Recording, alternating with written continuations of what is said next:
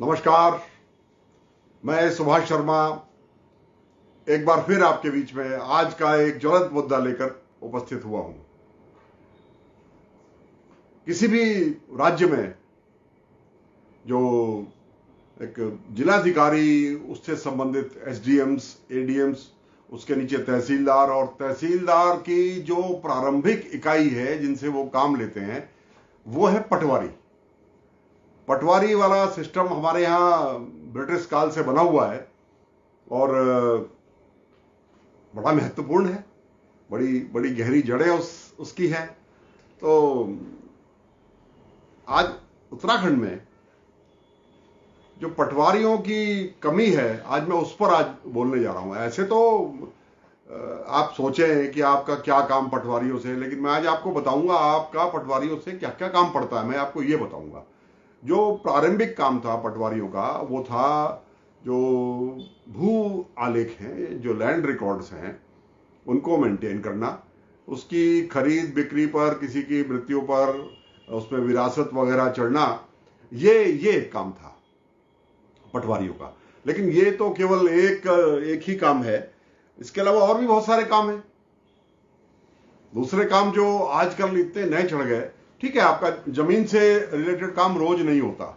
हालांकि जमीन से रिलेटेड काम जो है वो भी तभी ठीक से संपन्न हो पाएंगे जब पटवारी एक गांव का एक होगा।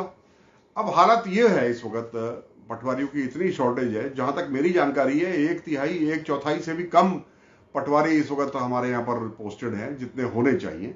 उससे कहीं कम हमारे यहां पटवारियों की भर्तियां इस वक्त हैं। और नतीजा यह है कि 10-10, 12-12 इलाकों के जो काम है वो एक पटवारी देखता है। अब पटवारी कम, गांव ज्यादा, पट्टियां 10-10, पटवारी एक, तो कैसे होगा? अब यह है कि इधर डिमांड और सप्लाई का खेल है। पटवारी को इधर खींचेगा कोई उधर खींचेगा, और फिर जो दूसरी कुरीतियां चालू होती है ना, फिर वो वहां से शुरू हो जाती हैं। तो इसका रास्ता सरकार ने खुद ही बनाया हुआ है। और जब खींचतान होती है कि आज ही आ जाओ, अभी आ जाओ, और फिर और तमाम तरह के प्रलोभन, दूसरी अन्य सुविधाएं देने की बात जब लोग करने लगते हैं, जरूरतमंद करने लगते हैं, तो फिर भ्रष्टाचार की पहली सीढ़ी है ये। अच्छा, खाली लैंड रिकॉर्ड्स की बात होती है तो चलिए 2 दिन, 4 दिन, 6 दिन, 10 दिन इंतजार की जा सकती थी। लेकिन सरकार के अपने ही काम है। मैं आपको बताता हूं पटवारियों के भरोसे और कौन कौन से काम सरकार के चल रहे हैं। ये जितनी खाद्यान्न योजनाएं हैं वो सब, उसका रिकॉर्ड पटवारियों के माध्यम से जाता है। जो ग्रामीण क्षेत्र है उसका तो पूरा ही जाता है। तो शहरी क्षेत्र है उसमें तो कुछ काम नगर पालिका कर लेती है, कुछ काम वार्ड मेंबर्स कर लेते हैं, वहां तो उनके पास थोड़ी थोड़ी पावर है। लेकिन जो ग्रामीण क्षेत्र है ना, वहां का मैं आपको बता दूं, मैं स्वयं 2-2 बार जिला पंचायत का सदस्य रहा हूं। वहां कोई ना पावर है, ना कोई कोऑर्डिनेशन है, कोई सामंजस्य नहीं है जिला पंचायतों में और पटवारियों के बीच में। पटवारी वहां स्वतंत्र हैं, सीधे सीधे तहसील से काम करते हैं। आज तक भी ऐसी व्यवस्था नहीं बन पाई कि ग्राम प्रधान या वार्ड के मेंबर या क्षेत्र पंचायत सदस्य या जिला पंचायत सदस्य का कोई सहयोग या कोई सामंजस्य इन सब कामों में होता। कोई मांगता ही नहीं, और अपने अपने अलग अलग काम है सबके। पटवारी अपने काम अलग करते रहते हैं। हाँ, अपने राजनीतिक प्रभाव से, अपने रसूख से, अपनी जागरूकता से कुछ जनप्रतिनिधि हैं जो पटवारियों से काम ले लेते हैं। अदरवाइज पटवारी पूरी तरह से आजाद है। एक तो ये इस पर गौर होना चाहिए। गुड गवर्नेंस की जब बात होती है तो वहां पटवारी की सेवाओं को आप नजरअंदाज करेंगे तो ये संभव नहीं है। बात बहुत छोटी सी है, लेकिन ये प्रशासन की इकाई है, प्रशासनिक इकाई है पटवारी। अब कहीं कोई दुर्घटना हो गई तो वहां पटवारी की रिपोर्ट, और उसके बिना तो गुजारा नहीं होगा। और कहीं हेल्थ का कोई कार्ड बनना है तो पटवारी से सत्यापित होगा। कोई आपदा आ गई, आपदा में आपको कहीं मदद की जरूरत है तो बेसिक रिपोर्ट पटवारी की ही जाएगी, पटवारी से ही आएगी, और पटवारी के माध्यम से ही फिर वो आपदा की जो राहत है वो वहां बटेगी। फिर ओल्ड एज पेंशन, अब ओल्ड एज पेंशन का सारा रिकॉर्ड तो पटवारी देंगे, वो रिकॉर्ड ही उनके पास होता है और वही मान्य है। उनसे ही लिया जाएगा ना। जब ओल्ड एज पेंशन, दिव्यांग की पेंशन या विधवा पेंशन, जितने भी किस्म की पेंशन है, अब ये जो किसानों को 500 रुपया जा रहा है तो ये पटवारियों की रिपोर्ट पे ही तो जा रहा है, उनके यहां से ही सूची बन करके जाती है। ये महत्वपूर्ण है बहुत। राशन कार्ड बनता है तो राशन कार्ड के लिए किस घर में कितने यूनिट है, इसमें थोड़ा सा सहयोग ग्राम सभा का जरूर रहता है, लेकिन अल्टीमेटली उसको पटवारी से सत्यापित तो कराना ही पड़ता है। जन्म और मृत्यु का प्रमाण पत्र ये जारी हो जाते हैं, दाएं बाएं से भी जारी हो जाते हैं, लेकिन सच्चाई तो यही है कि वो जो पटवारी है उसके द्वारा सत्यापित ही होना चाहिए। वो आजकल ऑनलाइन सिस्टम आ गया, नगर निगम क्षेत्र में तो होने लगे, वहां तो मृत्यु का प्रमाण पत्र, जन्म का प्रमाण पत्र अस्पताल के रिकॉर्ड से लेकर के और स्थानीय प्रतिनिधि देने लगे। उसकी कानून कितनी वैधता है, नगर निगम की तो है, उनका तो पोर्टल है, उनका तो एक पोर्टल बना हुआ है, लेकिन जो ये ग्रामीण है ना, इसमें आज भी पटवारियों की रिपोर्ट बहुत ज्यादा महत्वपूर्ण है। तो इसलिए आज स्थिति यह है कि पटवारी 10-10, 12-12 गांव एक एक के बाद, और मुश्किल यहां है कि एक क्षेत्र तो मिला हुआ है पटवारी को किसी एक कोने का, ब्लॉक भी दूसरा, और दूसरा किसी दूसरे ब्लॉक में मिला हुआ है, और दोनों में जाने में ही 70, 80, 100 किलोमीटर का फर्क है, पहाड़ी रास्ता, दुर्गम रास्ता। तो ऐसे में सही रिपोर्ट कैसे मिल पाएगी? फिर तो यही होगा बाद में कि आप घर पे ही बैठोगे, घर पे बैठ के सुविधा अनुसार किसी ने बताया और गुड फेथ पे वहीं पर पटवारी साहब की मोहर लग गई, उसमें सिग्नेचर हो गए, और फिर वो थ्रू प्रॉपर चैनल ऊपर कानूनगो से नायब तहसीलदार वगैरह होते हुए फिर वो डीएम के यहाँ, जिलाधिकारी के यहाँ आ जाती है। लेकिन रिपोर्ट तो उसमें पटवारी की होती है ना, फील्ड का अफसर तो वही है। मैं इसलिए कह रहा हूं, मैं पिछले दिनों कुछ पटवारियों से जो मेरे जान पहचान के हैं, उनको लेखपाल कहते हैं आजकल अब उनका नाम लेखपाल हो गया, लेकिन अभी भी ग्रामीण क्षेत्र में कोई किसी को लेखपाल जी जरा नहीं बोलता, आज भी पटवारी जी बोलते हैं। और जो हमारे यहाँ पहाड़ी क्षेत्र है, ग्रामीण क्षेत्र है, वहां अपराध इतना कम था पहले कि मुख्य मार्ग की दुर्घटनाओं को छोड़कर बाकी सभी का जो लेखा जोखा है वो पटवारी ही रखा करते थे, और अभी भी रख रहे हैं। अभी भी अधिकांश क्षेत्र ऐसा है उत्तराखंड का जहां पटवारी ही उसको देखते हैं, और कोई अपराध हो जाए, कोई अप्राकृतिक मृत्यु हो जाए, उस सबका जो पहला निरीक्षण है वो पटवारी ही करते हैं। जब उनको लगता है कि मामला हमारे पहुंच से बाहर है, तब वो पटवारी ही पुलिस को वहां पर सूचना देते हैं। अदरवाइज ये एक व्यवस्था बनी हुई है, सबसे पहले तो उसको पटवारी देखे। ऐसे बहुत सारे क्षेत्र हैं, अधिकांश है। और मैं और जिलों की बात नहीं, देहरादून जनपद में स्वयं ऐसा है, चक्राता और कालसी ब्लॉक में तो काफी ज्यादा है ये। वहां अभी अब धीरे धीरे जो अब समाज बदल रहा है, लोग पहाड़ों से बाहर निकल रहे हैं, तो अपराध भी उसी तरह के नए नए किस्म के हो रहे हैं। तो वो पटवारियों के जो नियंत्रण है या उनकी समझ है या उनकी देखरेख है, उसके दायरे से बाहर आ रहे हैं, वो गंभीर अपराध की श्रेणी में आ रहे हैं, तो पुलिस का उसमें इन्वॉल्वमेंट हो रहा है। नहीं तो पहले पटवारी ही सारे काम ये देखा करते थे, और उसको पटवारी को, अभियुक्त को अपने साथ ले जा करके उसकी एक हवालात भी होती है। वो हवालात मैंने ग्रामीण क्षेत्रों में देखी है, वहां ले जा करके उसको बंद करने का, उसका जुर्म काटने का ये सारा अधिकार पटवारी को है, आज भी है। और पटवारी की व्यवस्था पर हम इतने उदासीन रहेंगे? आमतौर पर क्या है कि पटवारी सीधे सीधे उनके साथ अमीन भी जुड़े होते हैं। पटवारी के साथ अमीन, कुड़क अमीन, क्योंकि जो धन की वसूली है, यानी वो सारा धन जो सरकार, वो चाहे शराब के ठेकों से हो, चाहे किसी ठेकेदार से वसूली की बात हो, वो चाहे किसी की बैंक का देनदारी हो, वो कोऑपरेटिव बैंक्स की देनदारी हो, ये सब जब डिफॉल्ट हो जाते हैं ना, तो उसमें पहले ही लिखा होता है इसकी भू राजस्व की तरह वसूली की जाएगी, ये लिखा होता है। और जैसे ही भू राजस्व की तरह वसूली करने की परिधि में कोई भी ऋण, कोई भी लोन जो डिफॉल्ट हो चुका है वो आता है ना, तो फिर वो पटवारी के पास चला जाता है। पटवारी के साथ जाने में 10% की फीस भी उसमें बढ़ जाती है, टोटल अमाउंट की, कि 10% ये बढ़ के और तब आप वसूलेंगे। ये एक व्यवस्था पहले से बनी हुई है। तो वो सारे काम भी पटवारियों के ही माध्यम से किए जाते हैं।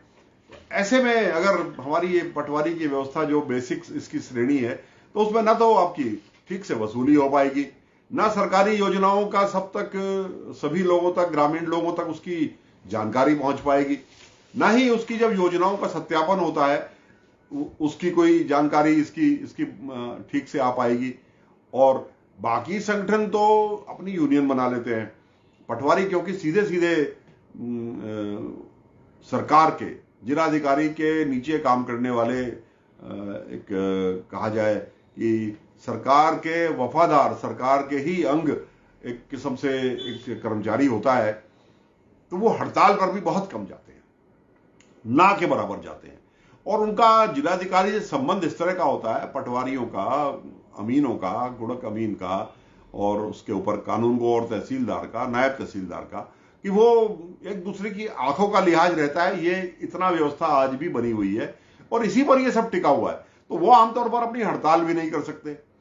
उनके संगठन हैं, वो अपनी बात समय समय पर उठाते रहते हैं, लेकिन क्या है कि जो और दूसरे विभाग है ना, जो और विभाग है जैसे पीडब्ल्यूडी हो गया, या इरिगेशन हो गया, या स्वास्थ्य विभाग हो गया, या अभी जो अब आज आधी रात से जो रोडवेज की हड़ताल का नोटिस है वो हो गया, इस प्रकार के जो संगठन है ये ज्यादा मुखर हैं, ये ज्यादा मुखर हैं और ये अपनी बात बेहतर तरीके से कह पाते हैं। जैसे अब सचिवालय संघ ही बड़ा मजबूत हो गया।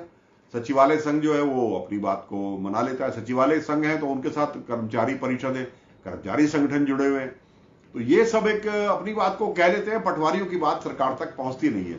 मेरा आग्रह यहां अपने नए मुख्यमंत्री से यह है कि और संगठनों की बात आप तक पहुंची है, आपने नियुक्तियां खोलने की घोषणा भी की है। हालांकि वो घोषणा एक पॉपुलर अनाउंसमेंट के रूप में मैं उसको देख रहा हूं, उनमें से बहुत कम नियुक्तियां आप कर पाएंगे, तकनीकी रूप से संभव नहीं है इतने कम समय में 22,000 23,000 नियुक्तियां करना, और उसके लिए इतना आपके पास व्यवस्था भी नहीं है, बजट की व्यवस्था भी नहीं है। ये दोनों इसके पीछे बड़ी भारी समस्याएं हैं।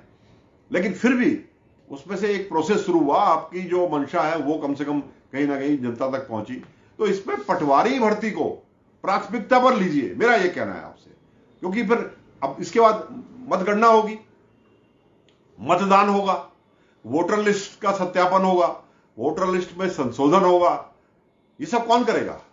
ये सब चुनाव के समय पटवारियों से लेकर के ऊपर तहसीलदार तक ये चुनाव आयोग के कारिंदे बन जाते हैं, और चुनाव आयोग के कारिंदे बन जाते हैं तो कितना महत्व इनका अब चुनाव में है। अब आपने 6-8 महीने बाद जिस चुनाव में जाना है ना, उस चुनाव के लिए अगर आपके पास मतदाता सूची ही रिवाइज नहीं होगी तो आपका ये काम भी अधर में पड़ जाएगा। इसलिए सबसे पहले प्राथमिकता पर आपकी होना चाहिए पटवारी। मेरा तो कोई काम पटवारी के बगैर नहीं रुक रहा, और हम तो सच बताएं अभी तक किसी सरकारी धन का हमने कोई लाभ भी नहीं उठाया, क्योंकि हम थोड़ा सा ईश्वर की कृपा है, जरा ऊपर की श्रेणी में आते हैं, लेकिन सब तो इतने भाग्यशाली नहीं है ना। इसलिए मैं सुनता हूं लोगों से, क्या हुआ 15-15 दिन हो जाते हैं लोगों को, क्या हुआ उनका पटवारी नहीं मिले, क्या हुआ आज पटवारी दूसरे क्षेत्र में गए, आज क्या हुआ, आज वो तहसील दिवस थे, वहां तहसील दिवस में डीएम साहब के रिकॉर्ड चेक करने लगे, एडीएम रिकॉर्ड चेक करने लगे।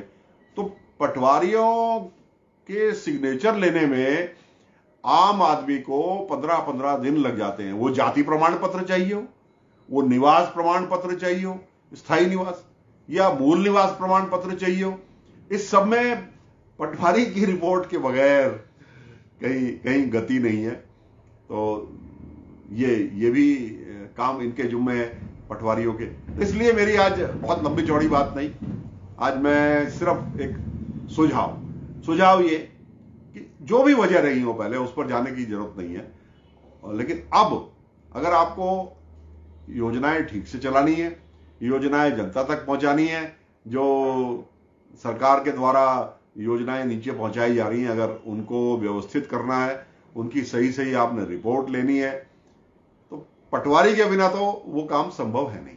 लिहाजा पटवारियों की भर्ती की जाए, और जो अभूतपूर्व कमी है, बहुत कमी है, जहां तक मेरा अंदाजा है 1/3 1/4 भी पटवारी नहीं है जितने होने चाहिए। कम से कम इतनी भर्ती आपको और करनी चाहिए, और ये मिनिमम है, ये बेसिक इकाई है, ये बेसिक यूनिट है, ये मूल इकाई है, और यहीं से होकर के फिर आपकी सारी योजनाएं ऊपर जाती हैं और ऊपर से नीचे भी आती हैं। रिपोर्ट नीचे से ऊपर आती है, उसके आधार पर योजनाएं ऊपर से नीचे आती हैं। अब वो चाहे किसी योजना में जो समाज का गरीब तबका है उसका मकान बनाने की योजना हो, वो चाहे शौचालय बनाने की योजना हो, ये सब पटवारी की रिपोर्ट के बिना नहीं होती। इसलिए मेरा आग्रह नए मुख्यमंत्री से कि यह आज बिल्कुल पूरी तरह सुझाव है, आपकी प्राथमिकता में होना चाहिए। तो पटवारी भर्ती तुरंत खुलनी चाहिए। और मैं यहां भी स्पष्ट कर दूं, मुझे यह भी जानकारी है कि मृतक आश्रित रिटायर्ड लोगों के बच्चे, जो वो कर्मचारी जो पिछले 20-20 साल से, मैं जानता हूं, अमीन के रूप में वहां पर काम कर रहे हैं, वो ट्रेंड है, बिल्कुल ट्रेंड है। वो उनको पहले से इस बात की ट्रेनिंग है, वो जानते हैं कि क्या काम कैसे करना है, और वो काम भी कर रहे हैं, भले ही मोहर और सिग्नेचर उनकी ना लगती हो, काम भी वही कर रहे हैं। लेकिन उनको ऑफिशियली भर्ती करिए ताकि वो ज्यादा उत्साह के साथ इसमें भाग ले सकें, और सरकार को जब फीडबैक मिलेगा, सही फीडबैक मिलेगा, सही जानकारी मिलेगी, रिकॉर्ड की दुरुस्ती होगी, तो गवर्नेंस अच्छी होगी। तो किसी भी राज्य की गवर्नेंस के लिए उसका जो ये राजस्व वाला एक स्ट्रक्चर है, नीचे तक जो आता है, जिलाधिकारी को कलेक्टर इसीलिए कहते हैं कि उसका एक काम ये जो राजस्व कलेक्ट करना, कर संग्रह करना जिलाधिकारी का मुख्य काम है। प्रशासनिक व्यवस्थाएं बनाए रखना, वो उस पर नजर रखना, ये उसका दूसरा काम है। उस पर सिर्फ उसको अनुमति देनी होती है। उसके लिए उतना ही सशक्त ये पुलिस का विभाग भी है, पुलिस के विभाग के साथ सिर्फ कोऑर्डिनेट करना होता है। मगर राजस्व वसूली का काम जिलाधिकारी का पूरी तरह से उन्हीं का होता है, और उन्हीं के ऊपर ही जिलाधिकारी या कलेक्टर, काय का कलेक्टर, रेवेन्यू का कलेक्टर, रेवेन्यू कलेक्ट करने का काम भी जिले में जिलाधिकारी का ही होता है, और जिलाधिकारी की ये यूनिट है। मैंने आपको बता दिया, बार बार इसको दोहराने की जरूरत नहीं है। तो अंत में एक बार फिर मैं अपने सारे पटवारियों की तकलीफ भी जानता हूं, जो हमारे लेखपाल हैं, और उनको भी मैं कहना चाहता हूं कि आपकी बात पहुंचनी चाहिए ऊपर तक। मुझे खुद ऐसा महसूस होता है। और यहां एक सुझाव आखिरी में, शिकायतें आती हैं, बिना सुविधा शुल्क लिए लोगों को उनका रिकॉर्ड नहीं मिलता, ये भी शिकायतें आती हैं। तो ताली दोनों हाथ से बजती है। तो समाज में आपकी जरूरत केवल मजबूरी में ना पड़े, ये संदेश है। ऐसा नहीं है कि लोगों की आज मजबूरी है तो लोग कुछ भी किसी भी तरह से किसी भी भाव में आपको ले जाना चाहते हो, वो स्थिति भी अच्छी नहीं है। अपनी जो स्थिति है समाज में, पटवारियों की या तहसीलदार की या नायब तहसीलदार की या कानूनगो की, उनके प्रति जो समाज में धारणा है, इसमें भी सुधार की जरूरत है। मैं ये सारे प्रोसेस से गुजरा हुआ व्यक्ति हूं, मैंने देखा है, और मैंने इनमें से सभी लोगों से मैंने खूब काम लिया है, और मेरे साथ सभी मित्रवत भी रहे हैं। मुझे किसी से कोई शिकायत भी नहीं है, और इसीलिए मैंने आज आपकी बात उठाई। आपकी परेशानियां भी मैं समझता हूं। मैंने आज आम जनता को भी बताया कि पटवारी बेसिक कड़ी है, वो कितनी सख्त जरूरत है, और उनकी कमी का क्या क्या नुकसान हो रहा है और आगे भी हो सकता है, ये मैंने उजागर करने की कोशिश की। मेरे साथ इतनी देर तक जुड़े रहने के लिए आपका बहुत बहुत आभार। नमस्कार।